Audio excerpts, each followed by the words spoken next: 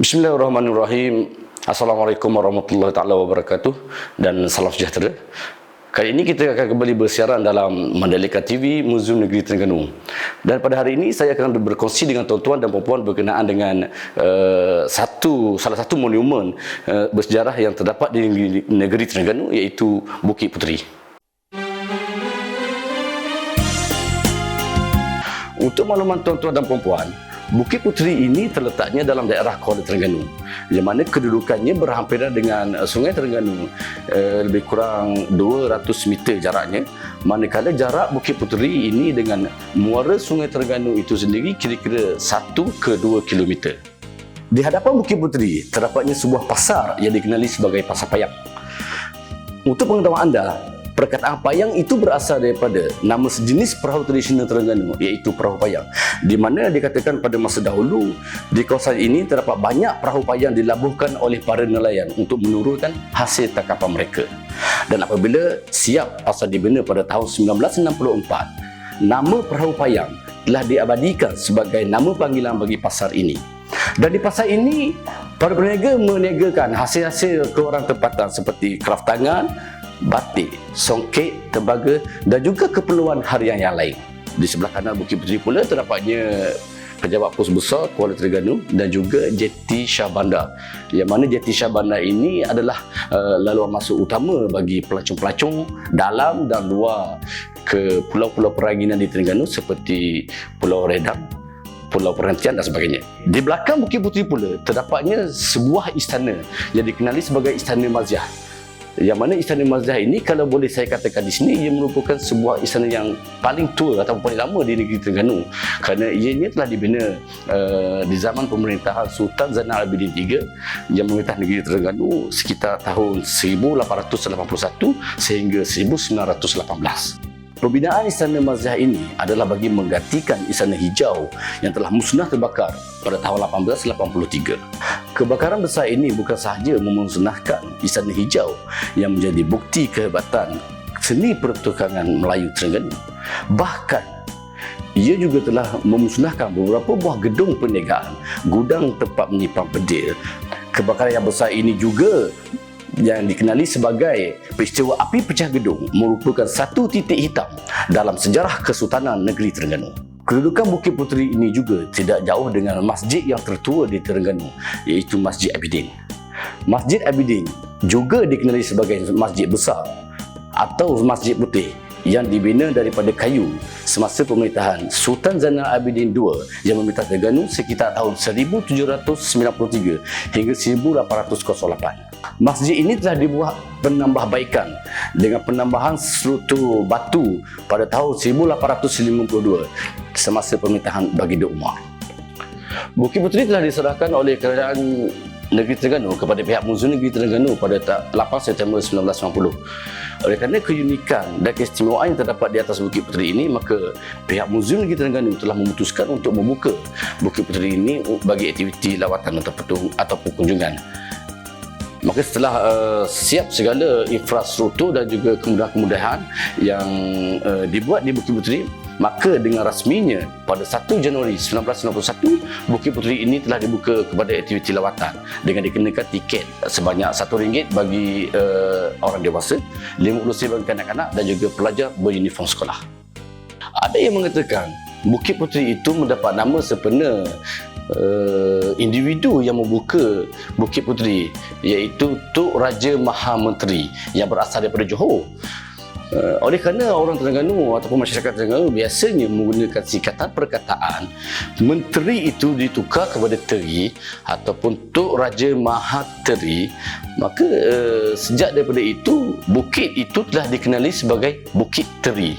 Namun begitu lama kelamaan, teri yang bermaksud menteri ini dia telah bertukar. Maksudnya perkataan teri itu sudah tidak memberi maksud menteri tetapi telah memberi maksud kepada puteri. Semenjak daripada pertukaran itu, maka bukit itu dikenali sebagai Bukit Puteri.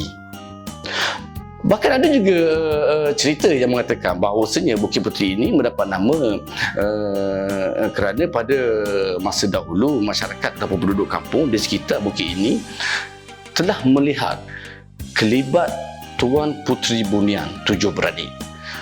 Dan biasanya Tuan Puteri ini akan menunjukkan dirinya di waktu-waktu senja dan juga di waktu hujan-hujan renyai di tengah hari. Dan dikatakan juga pada masa itu akan ada bau wangi-wangian daripada bunga-bunga yang selalunya di kalangan masyarakat Melayu mengaitkan wangian ataupun bau-bau wangian ini berkenaan dengan kehadiran makhluk-makhluk halus, terutamanya Puteri Bunian.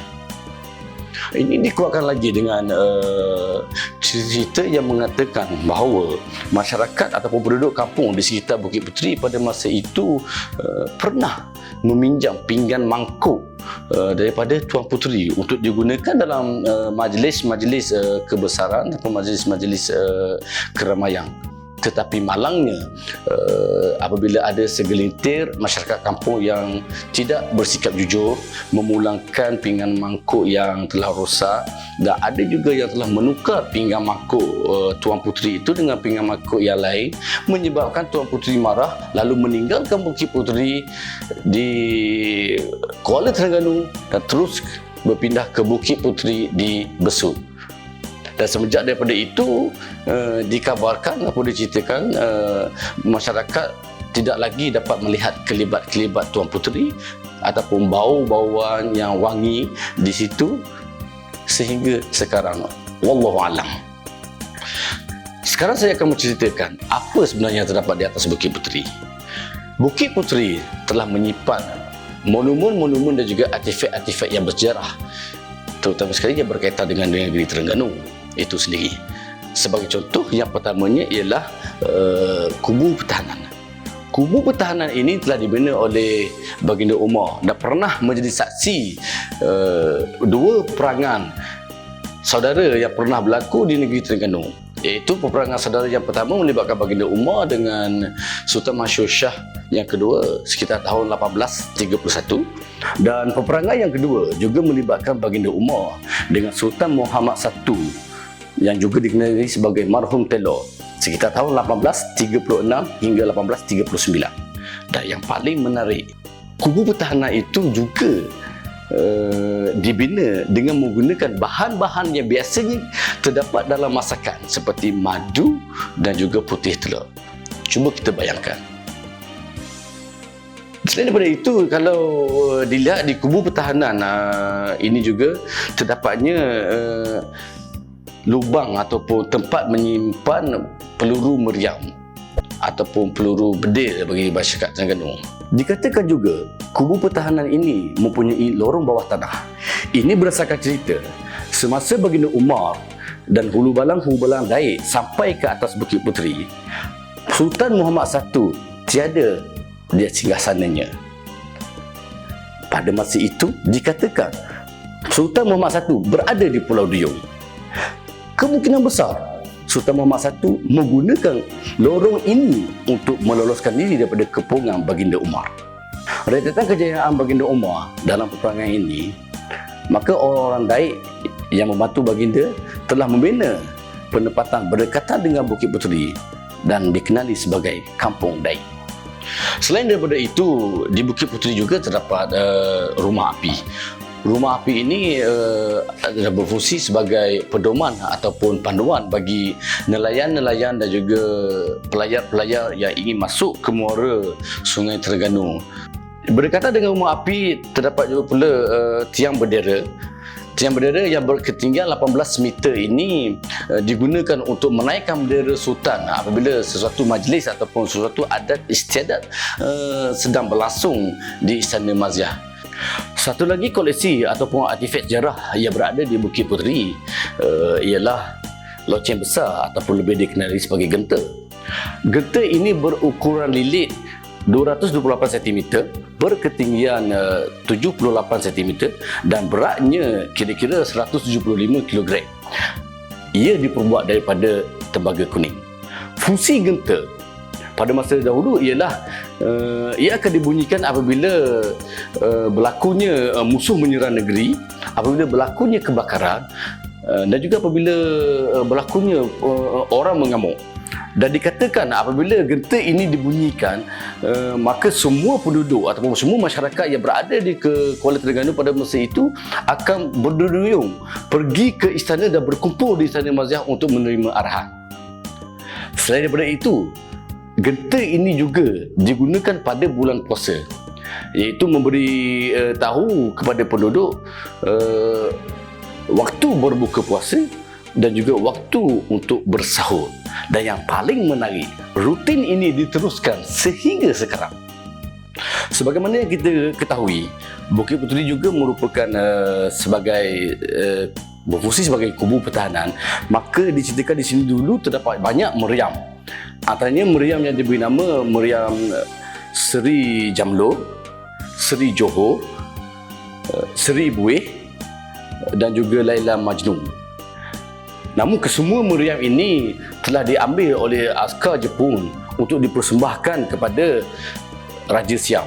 Yang tinggal hanyalah 2 biji meriam yang dikenali sebagai meriam beranak. Yang besar dikenali sebagai meriam ibu, manakala yang kecil itu dikenali sebagai meriam anak.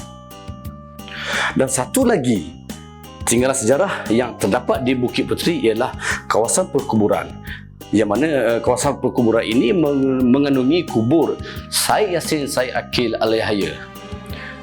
Syed Yassin Syed Akil Alaihyaya yang telah meninggal dunia pada tahun 1770 merupakan seorang ahli perniagaan yang berasal daripada Hadramaut, dan beliau juga adalah menantu kepada Sultan Zainal Abidin yang pertama yang telah berkahwin dengan puteri baginda yang bernama Puan Cik Siti. Okey, saya rasa setakat ini saja perkongsian kita pada hari ini. Semoga apa yang dikongsikan ini memberi manfaat kepada kita semua. Sehingga kita berjumpa lagi di lain siri dan lain masa, insya-Allah. Assalamualaikum.